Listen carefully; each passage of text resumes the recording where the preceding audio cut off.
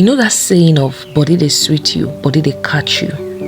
You see, in times where we are very happy or very sad, we are in a state of being vulnerable to begin to promise heaven and earth. Let us be mindful of every word that comes out of our mouth, whether in so much excitement or in so much pain. Let's watch what we promise or the things that comes out of our mouth. We are going to be digging deep into the story of Jephthah and his daughter in the book of Judges chapter 11 verse 34 to 40. When Jephthah returned to his home in Mizpah, the first one to meet him was his daughter, which means he has to sacrifice her. So now, how did Jephthah get here? When the leaders of Gilead went to Jephthah and said, "Please come back to Gilead. If you lead our army, we will be able to fight the Ammonite." So after very much back and forth, he agreed to fight that battle. Then he promised the Lord, he says, "If you will let me defeat the Ammonite and come back home safely, I will sacrifice to you whoever comes out to meet me first." You will see this in Judges chapter 11 reading from verse 30. Yes. Jephthah was able to destroy alongside with his army 20 towns between Aroer and Minit and others as far as Albe-Keramin. So after that, the Ammonites could not invade Israel anymore. When Jephthah returned to his home in Mizpah, the first one to come to meet him was his daughter.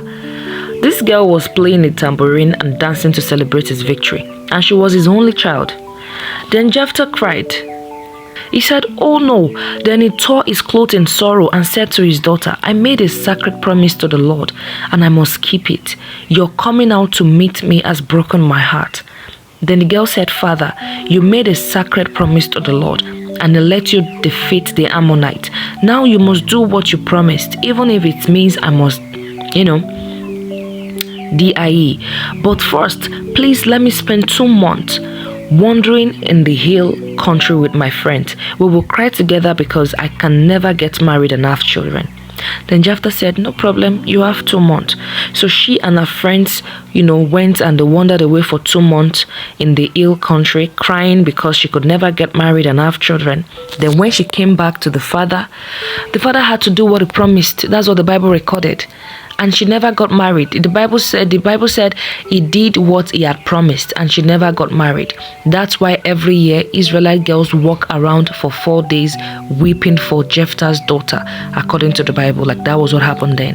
Although if we dig deeper into the story, it could mean that Jephthah only gave his daughter to God, which means she cannot get married and she cannot have children. Like, giving to God. Maybe she has to work for God. You understand?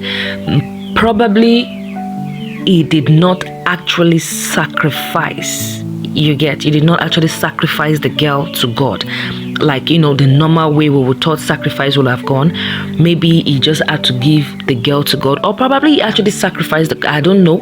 The Bible did not state it, clearly, but what the Bible said was he did what he had promised and she never got married. Maybe he gave her to God, for her to service and worship God and work for God in his temple or something. But the main point of this story is, whenever you are so excited, watch what you say and what you promise. Watch what you tell people you will do or you will give to them. When you are sad also, watch what you tell people. Watch what you say. Watch the words that comes out from your mouth, because sometimes they take some turns that we never thought they could. It is well with us in Jesus' mighty name. Amen.